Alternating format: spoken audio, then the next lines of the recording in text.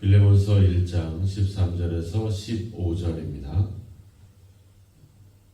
그를 내게 머물러 있게 하여 내 복음을 위하여 갇힌 중에서 내 대신 나를 섬기게 하고자 하나 다만 내 승낙이 없이는 내가 아무것도 하기를 원하지 아니하노니 이는 너의 선한 일이 억지같이 되지 아니하고 자의로 되게 하려 함이다. 아마 그가 잠시 떠나게 된 것은 너로 하여금 그를 영원히 두게 함이리니. 아멘.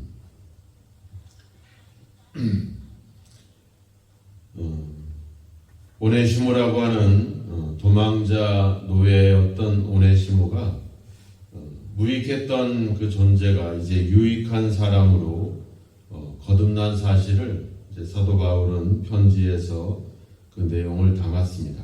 그래서 이제는 믿음의 아들이고 이제는 복음을 위한 그런 신복이다 이렇게 표현할 정도로 아주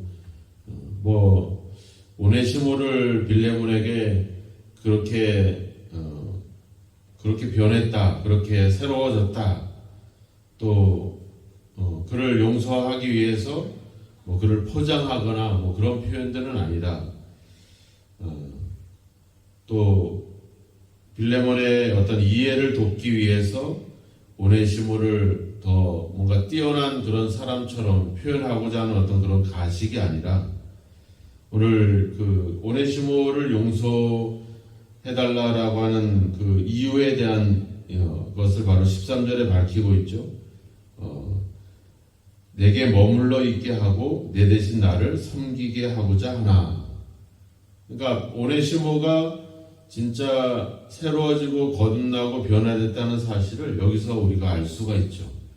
그가 어떤 선한 행동을 하거나 선한 마음을 품었다기보다는 바로 이 복음을 위해서 또 바울의 사역을 위해서 아주 중요한 어떤 역할들을 지금 하고 있다라고 하는 사실에서 이 오네시모의 변화를 우리가 알 수가 있다라고 하는 겁니다.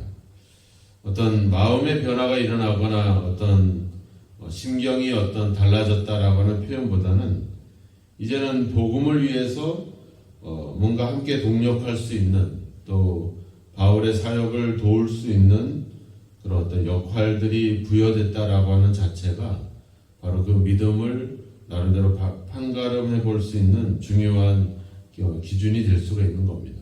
우리가 교회를 나오고 어떤 종교적인 활동을 했다라기보다는 우리가 교회에서 어떤 직분을 얻었다라고 하는 것, 그 사실 자체가 하나의 그 믿음이 어떠한지 그 어떤 변화와 거듭남에 대한 어떤 그런 평가를 할 수 있는 중요한 어떤 기준이 될 수 있다라고 하는 겁니다.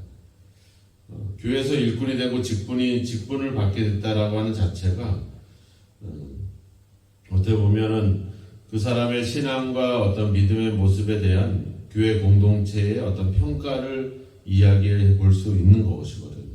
그래서 우리가 교회를 나오고 어떤 예배를 드리는 것뿐만 아니라 더 중요한 것은 바로 복음을 위해서 함께 협력하고 일을 할 수 있게 됐다는 것. 그것이 우리에게는 바로 우리가 변화되고 거듭났다라고 하는 그런 증거 중에 하나가 된다라고 하는 것입니다. 그래서 다르게 생각해 보면, 반대로 생각해 보면 교회에서 어떤 직분을 얻지 못하거나 또 교회에서 어떤 봉사라든지 역할들을 하지 못하고 있다라고 하는 자체가 과연 올바른 어떤 믿음, 진짜 변화된 어떤 거듭난 자의 모습인가 하는 점을 돌아볼 필요가 있습니다.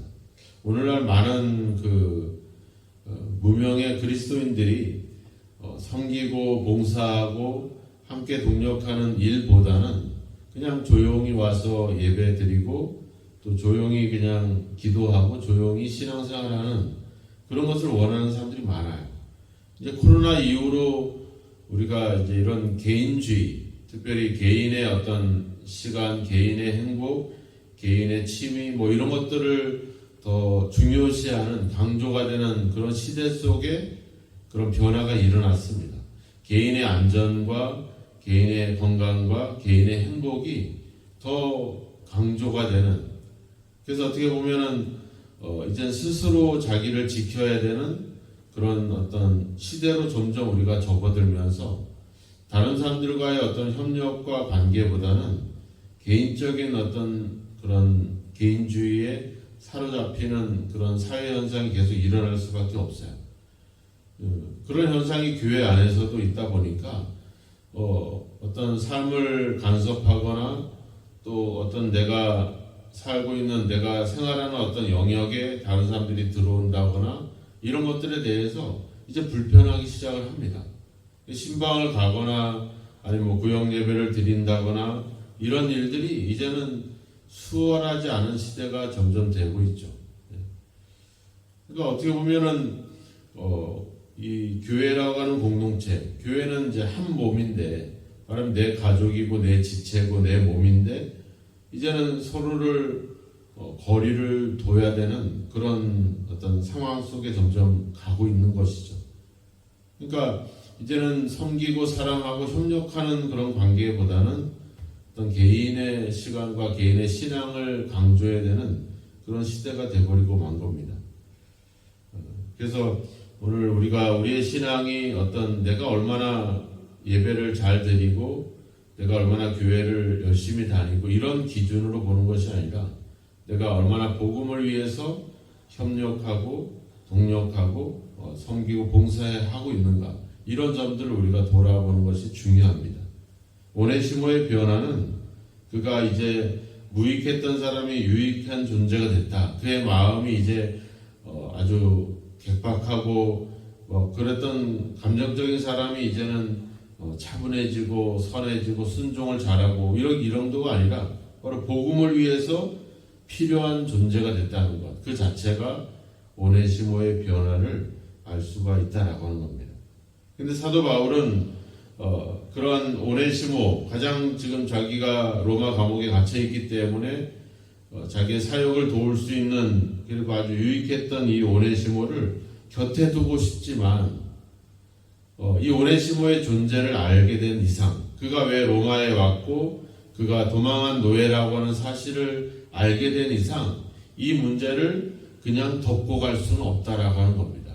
이 문제를 해결하고 가야 된다라고 하는 것이죠. 그래서 이 오네시모를 빌레몬에게 돌려보내면서 이야기하는 거죠. 14절에 보면 내 승낙이 없이는 내가 아무것도 하기를 원하지 아니한다. 그러면서 뭐래요? 너의 선한 일이 억지가 되지 아니하고 자유로 되게 하려 함이다. 그러니까 사도 바울이 빌레몬에게 명령할 수도 있죠. 앞에 8절에서 이야기했잖아요. 내가 담대하게 너에게 마땅한 일로 명할 수도 있다. 내가 사도니까, 또한 복음을 위해서 용서하고 이해하고 사랑하는 것은 당연한 것이니까 확실하게 분명하게 내가 명령할 수도 있지만, 그러면 어떻게 되는 거예요? 그거는 억지가 되는 거죠. 바로 그것은 억지가 되는 겁니다. 율법이라고 하는 것이 그렇잖아요. 십계명을 포함해서 율법은 명령입니다. 명령. 안 하면 벌 받고 하면 복을 받는 명령이에요. 그러니까 그것을 하는 것은 어떻게 보면 자원해서 하는 것이 아니라 억지로 하게 되는 거죠. 그래서 우리가 그것은 법이라고 하는 겁니다. 우리가 법이라고 하는 것이 그렇죠. 그런데 예수님은 율법으로 아니라 복음으로 다가왔다는, 사랑으로 다가왔다는 거죠. 그래서 억지로 하거나 인색함으로 하는 것이 아니라 즐거운 마음으로. 고린도후서 9장 7절에도 얘기하잖아요. 너희가 인색함으로나 억지로 하지 말라. 하나님께서는 즐겨내는 자를 사랑하시느니라. 하나님은 즐거운 마음으로 하기를 원하신다라고 하는 겁니다. 마가복음 11장에도 가보면 그러잖아요. 너희가 믿고 구한 것은 다 받은 줄로 믿으라. 그러면 너희 그대로 되리라. 그러면서 그 다음에 뭐래요? 서서 기도할 때에 아무에게도 알게나 혐의가 있거든 용서해라. 그리하여야 하늘에 계신 너희 아버지께서 너희 허물을 사하여 주시리라. 그러니까 기도할 때 누가 혐의가 생각나고 그 어떤 다른 사람들의 잘못이 생각나면 용서하라는 거죠. 우리가 그 마태복음 5장에서도 나오잖아요. 예물을 제단에 드리다가 형제에게 원망 들을 만한 일이 생각나거든 어떻게 해라. 예물을 제단에 두고 먼저 가서 형제와 화목하고 와서 예물을 드려라. 네. 우리가 제사하고 예배하고 하는 일들 신앙적으로 가장 중요한 일들이죠. 가장 우선순위죠. 근데 예수님은 그보다 더 우선순위는 뭐라는 거예요? 형제와 화목하라는 것이죠. 우리가 만약에 뭐 집에서 가족들과 싸우고 다른 사람들과 싸우고 또 교회 안에서 다른 사람들과 다퉈봐요. 그 사람들 눈에 보이고 생각날 때마다 예배나 뭐 신앙생활이 제대로 되겠습니까? 문제를 풀어내야지 그 다음부터 생활들이 원만하게 이루어질 수밖에 없겠죠. 오네시모가 도망한 노예라는 사실을 안 이상 이 문제를 그냥 덮고 갈 수가 없다라고 하는 겁니다. 그것을 풀어가야 된다는 것이죠. 그리고 이 복음을 위해서 이 모든 일들이 억지로 돼서는 안 된다. 자원한 마음으로 돼야 된다는 점을 이 사도 바울은 이야기하면서 빌레몬이 기꺼이 진짜 즐거운 마음으로 기쁜 마음으로 오네시모를 용서해 주기를 간절히 바라는 그런 마음으로 이 편지를 쓰고 있는 것입니다. 그러면서 더 중요한 말씀을 하죠. 15절에 아마 그가 잠시 떠나게 된 것은 너로 하여금 그를 영원히 두게 함이리니. 그러니까 바울은 이 오네시모를 도둑질하고 도망한 노예다 이렇게 말하지 않죠. 그냥 잠시 떠나게 되었다 이렇게 표현하고 있죠. 왜냐하면 빌레몬에게 바로 이 오네시모에 대한 어떤 하나님의 섭리가 있었음을 알게 하기 위한 그런 어떤 부드러운 표현을 지금 쓰고 있는 것입니다. 오네시모를 용서하도록 하기 위해서 오네시모를 막 하대하거나 아주 나쁜 놈이라고 그렇게 말할 필요는 없다라고 하는 겁니다. 지금 우리는 빌레몬이 오네시모를 용서해 주기를 바라지만 오네시모도 중요하고 빌레몬도 중요하다라고 하는 겁니다. 이 두 사이에서 균형을 잘 지켜가는 것이 중요하죠. 빌레몬이 용서하도록 하기 위해서 오네시모를 깎아내리고 하대하고 아주 나쁜 놈이야. 이런 놈인데 이런 사람이 됐어. 그래서 너도 용서했으면 좋겠어 라고 그걸 위해서 오네시모를 아주 나쁜 사람으로 몰아갈 이유도 없고 그 오네시모를 용서하도록 하기 위해서 빌레몬에게 아량을 떨고 아부를 하고 빌레몬을 더 높이고 과장시킬 필요도 없고 사도 바울은 아주 이 균형 있게 하면서 이 과정 속에 결국은 하나님의 섭리가 있었다. 그 섭리 자체가 뭐 도둑질하고 도망하고 뭐 이런 것이 섭리는 아니지만 그런 사람조차도 하나님이 이제 변화시켜져서 이젠 새로운 사람으로 주인인 빌레몬에게 돌아가게 하셨다. 그 속에 하나님의 그 선하신 뜻이 있었음을 이 빌레몬에게 알게 하기 위한 것. 그래서 하나님께도 영광이 되고 빌레몬에게 또 오네시모 모두에게도 서로 어떤 기쁨이 될 수 있는 어떤 이런 아주 지혜로운 그런 어떤 말과 행동이 우리에게 필요하다라고 하는 겁니다.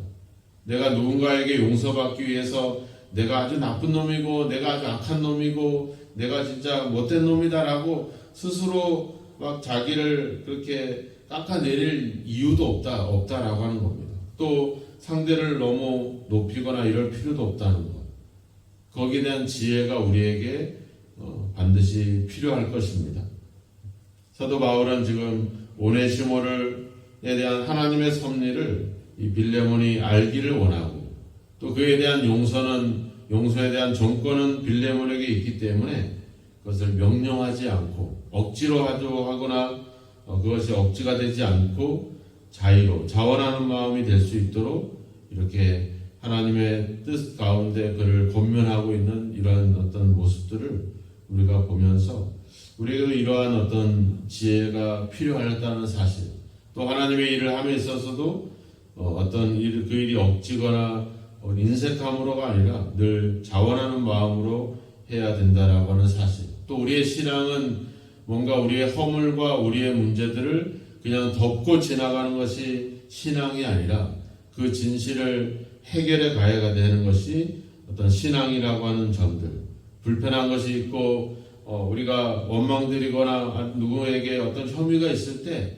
그냥 내가 그 사람에게 용서도 구해야 되겠지만 내가 또 누군가는 또 용서하고 가야 된다는 것을 우리는 반드시 기억을 해야 될 것입니다. 성경은 이야기하잖아요. 마음에 거리끼는 것은 죄다 이렇게 이야기하고 있습니다.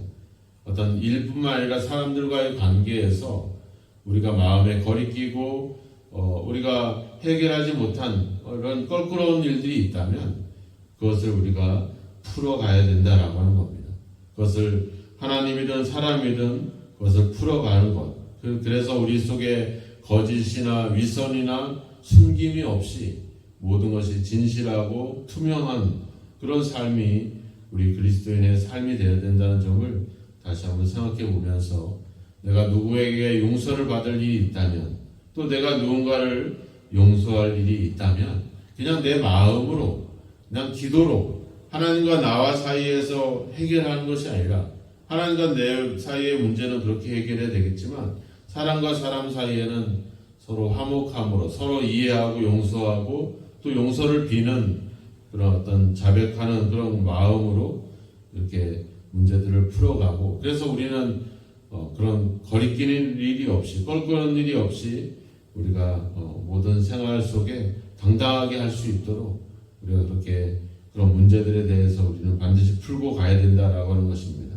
하나님이 우리를 용서했습니다. 주님께서 우리의 허물을 덮어주셨습니다.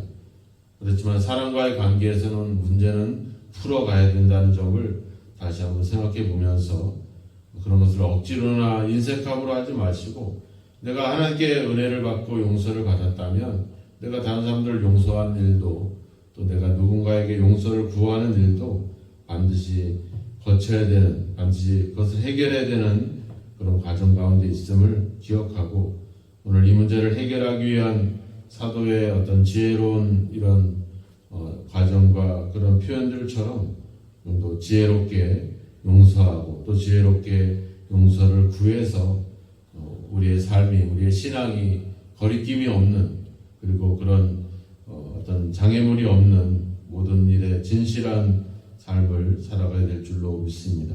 이 모든 일들이 주님의 하나님의 섭리와 은혜를 생각하면서 자원하는 마음으로 우리가 감당한다면 우리의 신앙생활들이 더 기쁘고 더 화평하지 않겠나 생각이 듭니다. 오늘 우리의 기도 속에 생각이 나는 또 용서를 구하거나 또 용서를 받을 일이 있다면 기도하고 용기 있게 그 문제를 풀어갈 수 있는 저와 여러분이 되기를 주님의 이름으로 축원합니다. 기도하겠습니다. 하나님 아버지, 우리의 허물과 우리의 죄를 그냥 덮어버리지 아니하시고 그것을 해결하고 그것을 말끔히 정리하도록 도우시는 하나님 아버지, 이제 우리의 사람들과의 관계 속에서 아버지 주여 껄끄럽고 여전히 풀리지 않은 그런 관계들이 있다면 우리가 그것을 생각나게 하시고 해결하게 하셔서 하나님 아버지 주여 우리의 삶이 우리의 신앙이 거리낌이 없는 그런 아버지 주여 삶으로 신앙으로 나아가도록 우리를 도와주시옵소서. 우리가 아버지 용서해야 될 사람들을 과감하게 용서할 수 있게 해주시고 용서받을 일이 있을 때 아버지 주여 자백하고 고백하여 아버지 용서받고 아버지 주여 홀가분한 아버지 마음으로 가벼운 마음으로 아버지 주여 우리가 신앙생활을 하며 삶을 살아갈 수 있는 저희들이 되게 하여 주옵소서.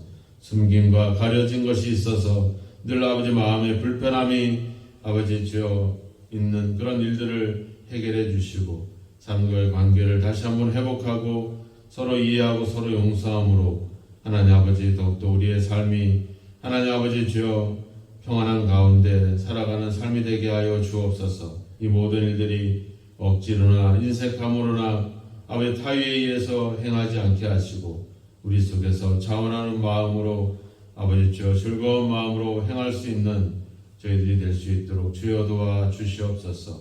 하나님 아버지 우리의 생각과 우리의 감정보다 우리 속에 아버지 우리를 이끄시는 하나님의 섭리를 생각해 보면서 그 은혜와 그 용서를 기억하면서 받은 은혜를 또 아버지 베풀고 나눌 수 있는 그런 삶을 살게 하셔서 아버지 모두를 용서하고 모두를 이해하고 모두를 품을 수 있는 그런 아버지 마음으로 믿음으로 살아가도록 오늘도 우리를 붙잡아 주시고 함께 하셔서 오늘도 기도하며 우리에게 아버지 주여 우리의 이웃들 우리의 성도들을 생각하면서 그들을 이해하고 용서하고 품을 수 있는 아버지 그런 삶을 그런 믿음을 늘 가질 수 있도록 아버지 함께 하시고 인도하여 주옵소서. 예수님의 이름으로 기도하옵나이다. 아멘.